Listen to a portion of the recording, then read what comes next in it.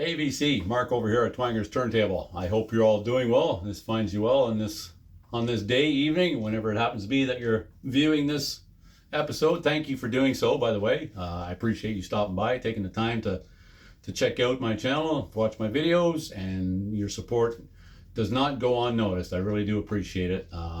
However that may look like, whether it's just a like and you pass on by, whatever, just thanks for doing so.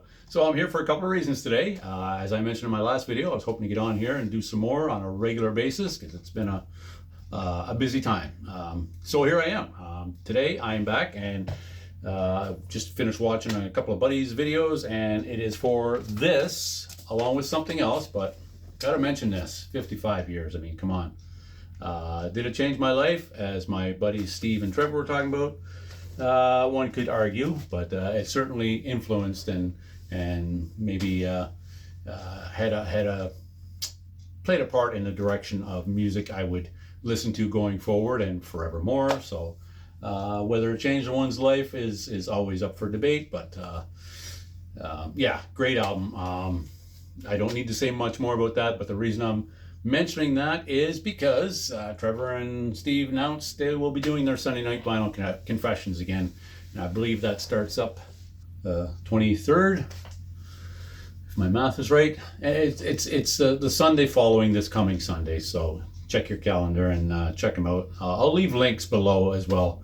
The other reason I'm here is for a celebration of 1 year for Darryl up at the Northern Vinyl Guy.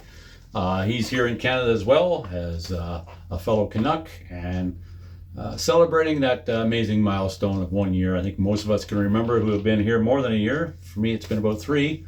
It's a major milestone. If he can keep doing it for a year, and which he has, and continue to provide good content, it's not as easy as it looks, certainly for me. So congrats on that, Darryl, on the 1 year. I think it was January 5th he celebrated a year. I was looking it up. And so let's get to it. I'll leave a link to Darryl's channel as well. I've got a list of his questions that he would like us to answer as part of the criteria, and you also must be subscribed to his channel. But like I said, I'll leave a link and a layout of the questions. So yeah, let's get at it. Number 1. Share a song lyric that has a unique, unusual, or strange word on it. I thought of A Bit of Finger from the Sabbath debut, 1970. But no, I decided to go with one off of Among the Living by Anthrax. Unfortunately, I do not have that on vinyl, but that will come up again later in some of the questions. But it's Effelnukenfissen. Effelnukenfissen, nice fucking life, basically NFL. That's a strange word, or a phrase to use in a song, but there's a lot one could choose. That just happened to pop in my mind. But yeah, so that's the one I went with. Simple as that. I don't have to complicate the hell out of this. I'm going to put on my brand new glasses. I finally have prescription glasses. Previously, all I ever had was those reading glasses, which were fine. But now these are nice, fancy. They're progressive. I guess that's what you call it. Is it progressive? No, these aren't progressive. They do have a line that you can't see. These are bifocal. So yeah, that was number 1. Share a song lyric that has a unique, unusual, or strange word. I can see. Wow, this is pretty cool. I should have had these years ago. Show a vinyl record pressing from your collection that is not from the country you live in. So as you all know, or most of you have been here before, I live in Canada. So I went with this one. I do have the North American copy, but this one was pressed in Holland, distributed throughout Holland. And I don't know if this is the same one that's throughout Europe, UK or whatnot, but this was pressed in Holland.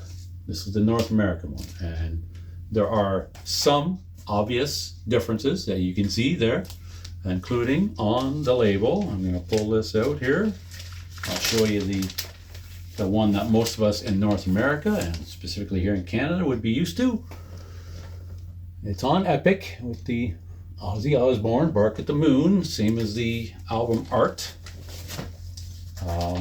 The track sequence is a little different, and there's a couple of differences. I'm not going to get into all that, but this is the other version. It's just epic, but it does not have the same font artwork as the album for Ozzy and Bark at the Moon. It just says Bark at the Moon, Ozzy Osbourne. And it doesn't kick off with the title track either. It kicks off with Rock and Roll Rebel, which that seems weird to me, but it's just because I'm used to starting off with Bark at the Moon, the title track. So that's one. Not printed here, not pressed here. That's from Holland. And so most of you who watch my channel, you've probably seen those up there in fact, I just took them down from up on my display board there. Next, number 3, if you are from Canada, show an album from a province that borders the one you live in. Oh, I just realized I read that wrong. Or a U.S. state that borders the one you live in. So I just went with a U.S. state that borders the province I live in. It's going to have to do because I've already pulled the albums. So I could have gone with Riot. Of course, you see Riot up there. Anthrax, Blondie, Typo Negative, the Beastie Boys, Kiss. I like some Kiss, but I'm not the huge Kiss fan. A lot of people seem to be. But I went with the Rods. Ronnie James Dio's cousin, Dave Feinstein on vocals, who actually spent some time with Elf as well. But anyway, yeah, so that's what I went with. I already did pull this actually, because I was going to go with Riot. Riot is one of those bands that I swear, just because of their album artwork and their logo, just didn't catch a lot of people's attention, or at least the right kind of attention. It seemed a bit cheesy, and so Fire Down Under is probably my favorite one by them. It's the last one with Guy Speranza, the original vocalist, on here. Rhett Forster would join them later for that Restless Breed album up there. He tragically passed away in Atlanta. My buddy Brett would know probably the intersection he passed away on. In fact, it's tragic. He was basically held at gunpoint. Somebody wanted to steal his car, and he said, "Not today." Wrong answer, because dude shot him dead. So it was a tragic ending to Rhett Forster from Riot. But their early stuff, I like all their stuff. They became, they're another one of those bands I can refer to my buddy Steve talking about bands who would come back. They were reborn under a different name. So I think now they are Riot 5 or Riot V. But I mean, they're not Riot. They're not the same. They don't sound the same. They're more of a power metal. They transitioned from just good hard rock metal, traditional heavy metal, to more of a power metal. And that's certainly what they are now, in my opinion. So that's question number 3. Number 4, show a music item or paraphernalia from your collection. So yeah, I've got a lot of stuff like that. I mean, not the least of which, hey, nice threads from my buddy. But yeah, we used to have these all over our denim jackets and stuff back in the day. I still have mine. There's Dio. There's Metallica. Scorps, of course. And I've got a few more. I didn't pull them all out. And then these are the most dear to me.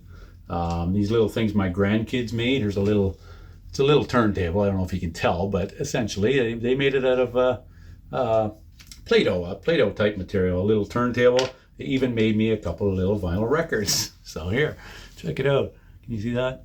I'll hold it differently. A little red and a little blue. So yeah, Beatles Volume 1, Beatles Volume 2, greatest hits.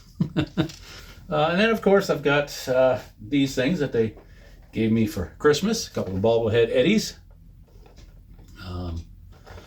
Love these little things. Pretty cool. They're the only ones I got. And then there's this, September 17th, 1991. Does that ring a bell to anyone? Does that date mean anything to anyone? I'm sure there's a few of you that date probably means something. Certainly not as big as they were back in the day, but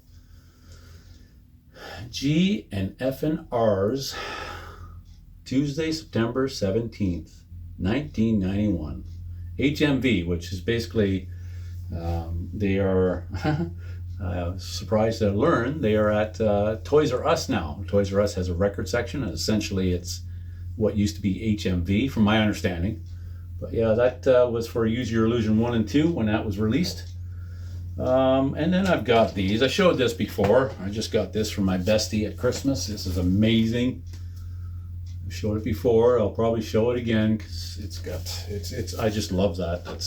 She knows me so well, as she should. And then this is a Sgt. Pepper's thing that's normally hanging on the wall. And what else we got here, Mark? Oh, I like reading books, especially ones musically related. That's essentially all I read, but I'm presently reading this one, Geezer Butler, Into the Void. It's really good so far. I want to get the Tony Iommi one as well. There's a few. Right now I'm just into like page 23. So, yeah, fantastic. And then I've got this one, Martin Popoff, Smoking Valves, A Headbanger's Guide, 900. Great book. As I mentioned in other videos, the only problem is now it's made my wish list grow exponentially.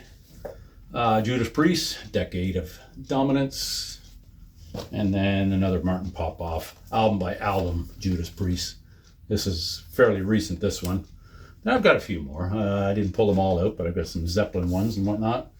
And then my banners. I got to show you my banners. Most of you have probably seen them from my room tours, but for those who have not, my Number of the Beast one for my good buddy Mike, my lifelong buddy back home, who I had the pleasure of seeing again recently when I was back there. And this one, probably seen this one as well. I've got another Sabbath one over there, but I didn't take it down. Hope you can hear me okay behind this banner. And I guess that's probably about it. I mean, I've got lots of other stuff, but that will suffice. Don't need to show you everything. So yeah, that's number 4. Item paraphernalia. Number 5, show an 80s album. There's lots. I mean, come on. I just, since we're in Canada, and I figured I'd go with something that I think I saw, Darryl, I think I saw you show this one at one time, or maybe it was, might have been Brian, Embryonic Robot, but anyway, Northern Pikes, 1987, Big Blue Sky. That's the original one on the blue translucent vinyl. Really nice looking vinyl. You see that one? And yeah, they're very poppy rock, but great Canadian band. Subjective, of course. I say a great Canadian band, but there may be those that don't think so. That's fine. Number 5, show an 80s album. That's an 80s album. There's so many, of course. Number 6, discuss a struggle challenge of collecting music. Well, the cost. That's the first thing that comes to mind when I think about the challenges of collecting vinyl. Well, he didn't say vinyl specifically. He just said music. Well, maybe the time. It can be very time consuming to go bin diving and whatnot. And the scarcity, some stuff that, like I say, with certain bands I discover or I am reintroduced to from back in those early new album days of the early 80s that I remember having on blank cassette and then trying to find them on vinyl. That can be quite challenging and costly. In fact, usually it's a cost that is prohibitive. I can't afford that. So I'll have to wait and hope for a reissue. So brings me to question number 7. What a segue. Name a Grail sought out album that you would like to get in 2025. I mentioned before, any of the Anthrax, Persistence of Time, Among the Living, Spreading the Disease, State of Euphoria is probably my favorite one. And then this here one I've got, it's just an EP, I'm the Man. Anthrax fans will be familiar with this one. Love to get this on vinyl. This is where they do the cover of Sabbath Bloody Sabbath. They also do I'm the Man, several versions of I'm the Man, and then I Am the Law and Caught in a Mosh live. Oh, Caught in a Mosh. So yeah, I'd love to get this on vinyl. But yeah, there's a lot that I'm looking forward to in 2025. My buddy Brett was just showing his Testament. I've been waiting for that. I pre-ordered it a while back, and I think it was released a couple of weeks ago. I still haven't received mine, but those are just a few. Any of the Megadeth, as I mentioned, I'd love to see any of the Megadeth reissued on vinyl. Those are a few. So, show an album that people would be surprised to know you own. First thing that comes to mind is I don't think anyone should be surprised with anything I own. I find that sometimes people are more surprised with what I don't own or what I don't necessarily enjoy. You get those stereotypes that I like metal first and foremost, hard rock, but I am much more diverse. There's a lot of stuff I like. I just like what I like. There's a lot that I could choose for this, but being that recently she just passed away in January of 2025, January 30th actually, I just went with this one, Marianne Faithfull, Broken English. I'll never forget the first time I heard that. Why'd you do it? So I thought, yeah, I'm just gonna pick that one. Would people be surprised I own that? I don't know why you should be. I think I've been always tried to be fairly transparent. I like what I like. I'm not between two hard lines of any genre.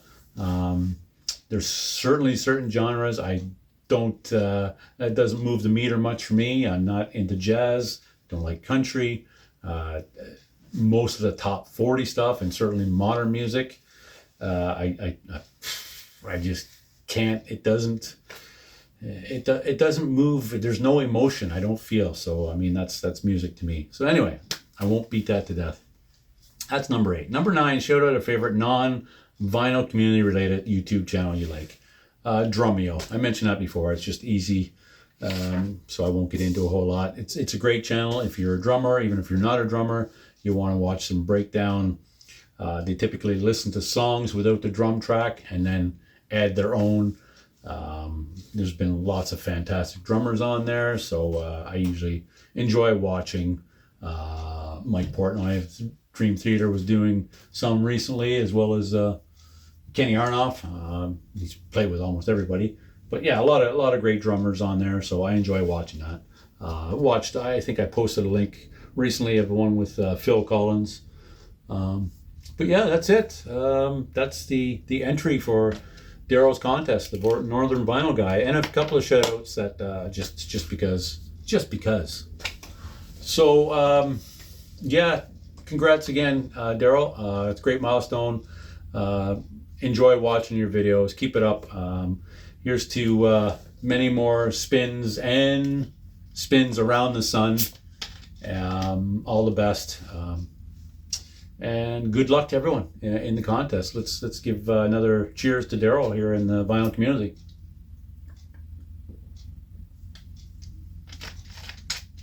I will leave it at that. I'll leave links below, as I typically do. And if you've not been there, hop over to Darryl's channel, give him a subscribe. Doesn't cost anything. Give him a like, follow, whatever. And I hope to see you again soon, as promised for this one. I'm picking up the grandkids today, so I know there won't be any more this weekend. Maybe next week I'll jump on. There's a few more that are on the forefront of my mind I want to get done. And as well as a lot of, I was watching, this is unplanned, it's spur of the moment, but I was watching Gary's channel, and he was talking about the common man and records, that we pick up in the used bins. I've got quite a few I haven't had a chance to share over the past year, so I'll definitely be doing that soon. That's it. I'm struggling to think of anything else I want to say before I go, because I know I won't be back for another week or so, but no, that's it. Make sure you check out Steve and Trevor on their coming episodes. But yeah, thanks, Darryl, for putting on a great contest. It's been an awesome turnout from what I understand in your last video. That's fantastic. You deserve the support. And again, here's to many, many more, and we'll see you again soon, everybody. Take care. Cheers.